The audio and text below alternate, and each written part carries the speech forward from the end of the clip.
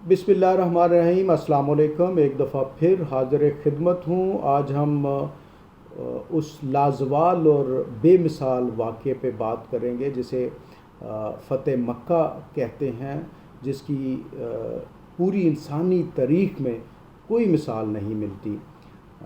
हम सबसे पहले इसका थोड़ा पस मंज़र का ख़ुलासा पेश किए देते हैं।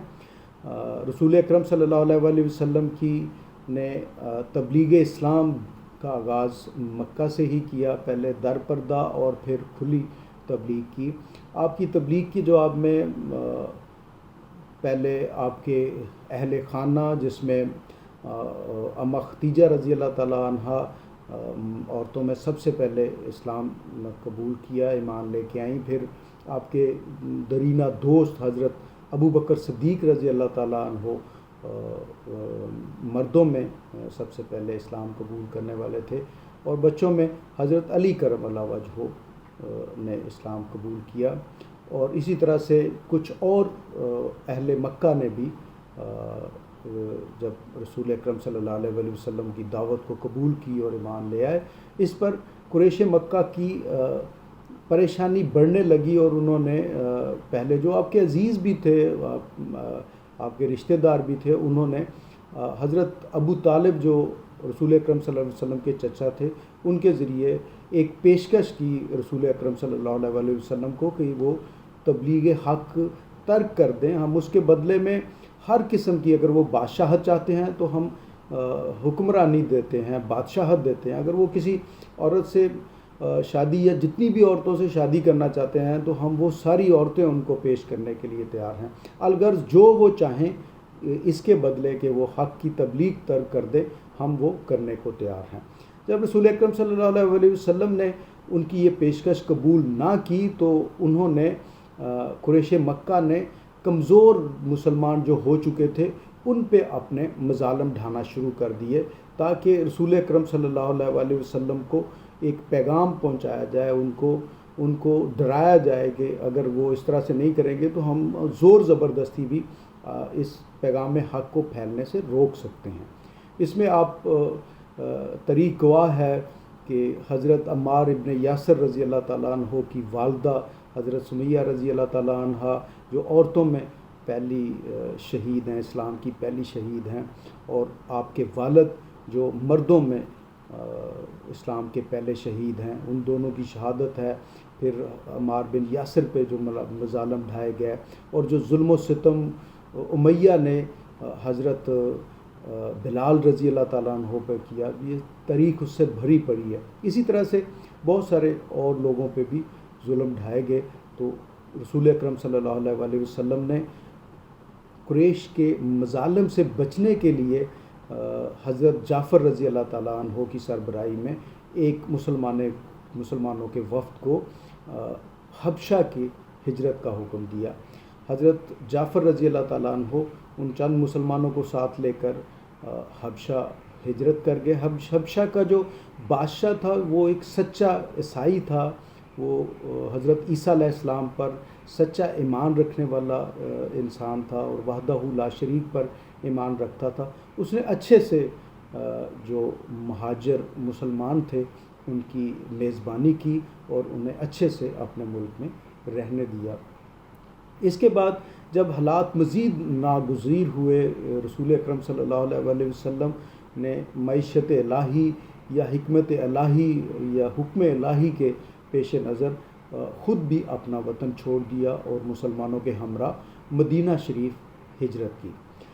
वहाँ पे इंसार जो पहले से मुसलमान हो चुके थे, उन्होंने बड़े अच्छे से पुरतपाक तरीके से रसूल अकरम सल्लल्लाहु अलैहि वसल्लम का ना सिर्फ इस्तकबाल किया, बल्कि मिसाके मदीना जो एक लाजवाल है, हर मुसलमान ने एक महाजर को अपना भाई बना लिया और उसको अपनी तमाम प्रॉपर्टी में, जायदाद में हिस्सेदार बना लिया। ताकि अगर किसी की 2 बीवियाँ थी तो वो एक बीवी भी देने को तैयार हो गया।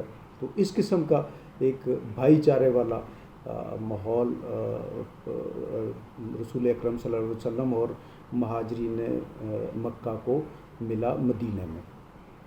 اس کے بعد نبی کریم صلی اللہ علیہ وسلم کو دو جنگیں بھی قریش مکہ کے ساتھ لڑنی پڑی.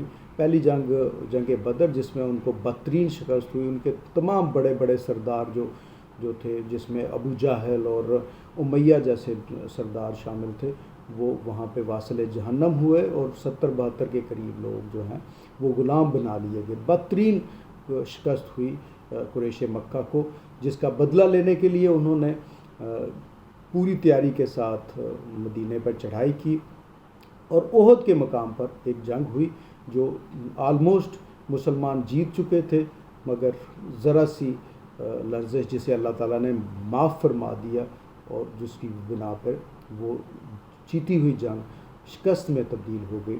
اس میں نبی کریم صلی اللہ علیہ وسلم کے دندان مبارک بھی شہید ہوئے، اور ایک گمان ایسا بھی ہوا دوران جنگ کہ خدا نخواستہ معاذ اللہ رسول اکرم صلی اللہ علیہ وسلم شہید ہو گئے ہیں.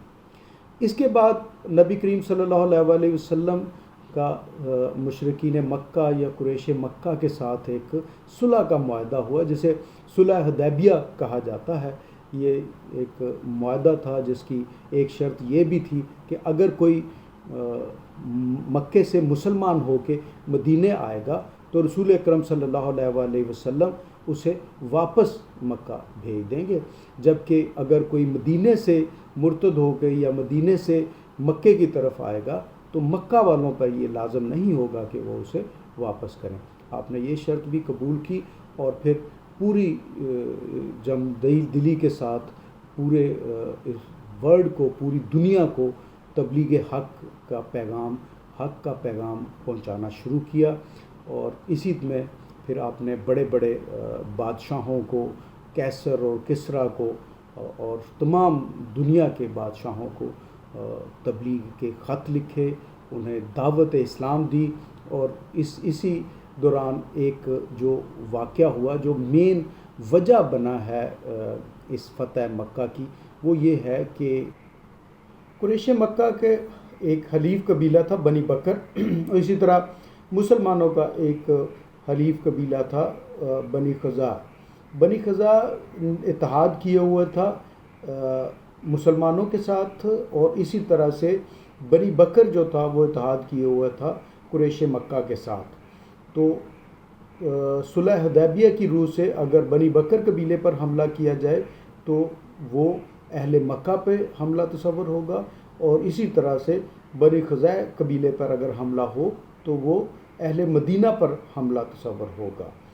بنی بکر نے کچھ لوگ جو قریش مکہ سے بھی ساتھ شامل کیے اور بنی خزاع پہ حملہ کیا، اور انہیں شدید مالی و جانی نقصان پہنچایا. اس پر بنی خزاع نے اپنے اوپر اس ہونے والے ظلم کی شکایت رسول اکرم صلی اللہ علیہ وسلم کی بارگاہ میں پیش ہو کر کی. آپ نے شکایت سنی اور قریش مکہ کو کہلا بھیجا کہ یا تو ہمیں قصاص دلواؤ یا پھر جنگ کے لیے تیار ہو جاؤ. تو قریش مکہ نے جنگ کا چیلنج قبول کیا. تو حضور اکرم صلی اللہ علیہ وسلم 10,000 صحابہ کے ساتھ رمضان شریف میں مدینے سے مکہ کے لیے روانہ ہوئے.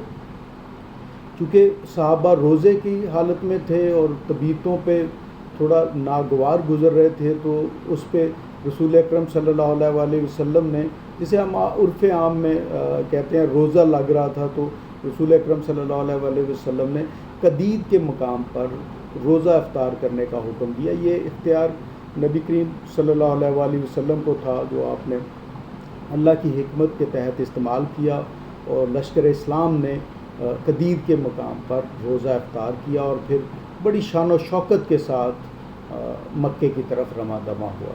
جب یہ لشکر اسلام 10,000 صحابہ کا لشکر مکہ شریف کے قریب پہنچا، تو انصار کے ایک جو مدینے کے رہنے والے انصاری تھے، مسلمان بھائی تھے، وہ علمبردار تھے حضرت سعد بن عبادہ رضی اللہ تعالیٰ عنہ. تو انہوں نے نعرہ لگایا کہ آج گھمسان کی لڑائی ہوگی، جنگ ہوگی، آج لڑائی کا دن ہے، آج مکے کی اینٹ سے اینٹ بجا دی جائے گی. جب رسول اکرم صلی اللہ علیہ وسلم نے یہ سنا تو اس کی فوراً تردید فرمائی اور ارشاد فرمایا نہیں، بلکہ آج کعبہ کی عظمت کا دن ہے، آج اس کی عزت میں 4 چاند لگا دیے جانے کا دن ہے۔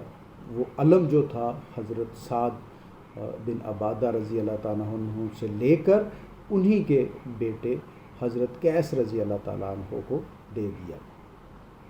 لشکر جب مرات الطہران، یہ ایک قریبی جگہ ہے مکہ کے، اس کے مقام پر پہنچا تو حضور اکرم صلی اللہ علیہ وآلہ وسلم نے پڑاؤ ڈالنے کا کہا، اور چونکہ وہ شام کا وقت ہو رہا تھا تو رسول اکرم صلی اللہ علیہ وآلہ وسلم نے ایک حکمت کے تحت تمام لوگوں کو اپنا اپنا الاؤ جلانے کو کہا۔ تو تمام لوگوں نے، تمام صحابہ نے، 10,000 کا لشکر تھا، بڑی شان و شوکت سے انہوں نے جب پڑاؤ ڈالا اور الاؤ جلایا، تو دوسری طرف ابو سفیان جو تھا وہ جاسوسی کی اس نیت سے وہاں آن پہنچا، تو اس نے جب وہ الاؤ جلتے ہوئے دیکھے تو دھنگ رہ گیا، حیران رہ گیا اور بے ساختہ پکار اٹھا کہ ایسی شان و شوکت والا لشکر میں نے کبھی زندگی میں اس سے پہلے نہیں دیکھا۔ پھر جب رسول اکرم صلی اللہ علیہ وآلہ وسلم نے اس کے بعد فاتحانہ انداز میں شہر مکہ میں جلوہ گری فرمائی اور اعلان عام کیا کہ آج کسی سے کوئی باز پرس نہیں ہوگی، جاؤ تم آزاد ہو، یہ رسول اکرم صلی اللہ علیہ وسلم نے ایک معافی عام کا اعلان کر دیا۔ ایکچولی رسول اکرم صلی اللہ علیہ وآلہ وسلم اپنی اونٹنی قصوہ پر سوار تھے اور لشکر اسلام کی قیادت فرماتے ہوئے مکہ کی گلیوں سے گزر رہے تھے۔ یہ ایسا فاتح لشکر تھا جس کی انفرادیت یہ تھی کہ یہ قتل و غارت گری اور شور شرابے سے مبرہ لشکر تھا۔ حضور اکرم صلی اللہ علیہ وآلہ وسلم اللہ کی حمد و ثنا کر رہے تھے اور پرامن لشکر شہر میں آ کر خدا کے گھر میں داخل ہو رہا تھا۔ ایسے پرامن لشکر کی مثال جیسے میں پہلے عرض کر چکا ہوں کہ پوری کائنات کی تاریخ میں کہیں نہیں ملتی۔ رسول اکرم صلی اللہ علیہ وآلہ وسلم کعبہ میں داخل ہوئے اور بیت اللہ کا طواف کیا۔ آپ صلی اللہ علیہ وسلم کے دست مبارک میں ایک کمان یا یوں بعض روایت میں آئے کہ تیر تھا ہاتھ میں، یا کمان آپ کے ہاتھ میں تھی، جس سے آپ کعبہ میں موجود تقریباً 360 بت جو بڑے سلیقے سے رکھے ہوئے تھے، آپ ان کو کمان سے یا تیر سے گراتے جاتے، اور ساتھ ہی سورہ انبیاء کی ایک آیت ہے وہ اس کا ورد کرتے رہتے، آپ دہراتے رہتے اس کو، اور اس کا کچھ مفہوم سورہ انبیاء کی اس آیت کا اردو میں مفہوم کچھ اس طرح سے ہے: حق آ گیا اور باطل بھاگ گیا، اور بے شک باطل مٹنے ہی کے لیے ہے۔ آپ اس کو دہراتے، حق آ گیا اور باطل بھاگ گیا، بے شک باطل مٹنے ہی کے لیے ہے۔ سورہ انبیاء کی یہ آیت ہے، یہ آپ بار بار پڑھتے اور یہ کہتے جاتے۔ آپ صلی اللہ علیہ وآلہ وسلم نے سجدہ شکر ادا کیا۔ اس کے بعد آپ جو ڈرے ہوئے، جو سہمے ہوئے قیدی تھے، جو اپنی منحوس کاریوں کی وجہ سے جو انہوں نے اعمال پہلے کیے تھے، جو ظلم و زیادتی کی تھی، اس سب کو ذہن میں لاتے ہوئے بہت ڈرے ہوئے اور اپنے آج کی ان کارروائیوں کے نتائج میں اور سزاؤں کی تصور سے مرے جا رہے تھے، ان سے مخاطب ہوئے اور آپ نے ان سے ارشاد فرمایا کہ بتاؤ اے مشرکین، بتاؤ آج تمہارے ساتھ کیا سلوک ہونے والا ہے۔ اس پر انہوں نے ایک جس طرح سے کہتے ہیں کہ اپنی جان بخشی کے لیے انہوں نے تعریف اور حقیقت بیان کی کہ آپ بہت مہربان اور کریم بھائی ہیں، اور آپ ایک شفیق اور مہربان حضرت عبداللہ کے بیٹے ہیں، ہم آپ سے بہت اچھے کی توقع کرتے ہیں، اچھے سلوک کی توقع کرتے ہیں۔ جس پر سرکار دو عالم صلی اللہ علیہ وآلہ وسلم نے ارشاد فرمایا، اچھا میں اپنے بھائی یوسف علیہ السلام کی طرح عام معافی کا اعلان کرتا ہوں، تم سے کوئی باز پرس نہیں، جاؤ تم سب آزاد کیے جاتے ہو۔ یہ اس پر مسرت موقع پر تاجدار ختم نبوت و رسالت صلی اللہ علیہ وآلہ وسلم نے ایک تاریخی خطبہ ارشاد فرمایا کہ جس میں آپ صلی اللہ علیہ وآلہ وسلم نے صبح قیامت تک آنے والے تمام قائدین، فاتحین، فرما رواؤں کے لیے اور پوری امت مسلمہ کے لیے دونوں جہانوں میں کامرانیوں کا دستور اور لاہ عمل بیان فرمایا۔ آپ صلی اللہ علیہ وآلہ وسلم نے ارشاد فرمایا، اس شہر کو اللہ تبارک و تعالیٰ نے خود ہی حرمت اور عزت والا شہر بنایا ہے اور اسے متبرک بنایا ہے۔ اس وقت مکہ کی حرمت ویسی ہی لوٹ آئی ہے جیسی کل تھی۔ تم میں سے موجود ہیں ان پر فرض ہے کہ جو حاضر نہیں ان تک میرا خطبہ پہنچا دیں۔ اللہ تعالیٰ نے شراب، مردار، خنزیر اور بتوں کی خرید و فروخت کو حرام قرار دیا ہے۔ اللہ تعالیٰ کے سوا کوئی عبادت کے لائق نہیں، اس کا کوئی شریک نہیں۔ اس نے اپنا وعدہ سچا کر دکھایا، اپنے بندے کی مدد فرمائی اور تمام جتھوں کو تنہا شکست دی۔ یاد رکھو، ہر قسم کا فخر، تمام انتظامات، خون بہا، سب کچھ میرے قدموں کے نیچے ہے۔ صرف کعبہ کی تعمیر اور حجاج کو پانی پلانا اس سے مستثنیٰ ہے۔ اے قوم قریش، اب جہالت کا غرور اور حسب نسب کا افتخار خدا نے مٹا دیا ہے۔ کسی گورے کو کالے پر اور کسی کالے کو گورے پر، کسی عربی کو اجمی پر اور کسی اجمی کو کسی عربی پر کوئی فوقیت حاصل نہیں۔ اگر فوقیت کا معیار ہے تو وہ تقویٰ ہے۔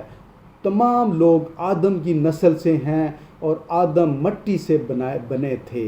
اس کے بعد رسول اکرم صلی اللہ علیہ وآلہ وسلم نے سورہ حجرات کی آیت نمبر 13 کی تلاوت فرمائی، جس کا اردو میں مفہوم کچھ یوں ہے: اے لوگو، ہم نے تمہیں ایک مرد اور عورت سے پیدا کیا ہے اور تمہیں شاخیں اور قبیلے کیا کہ آپس میں پہچانے جاؤ۔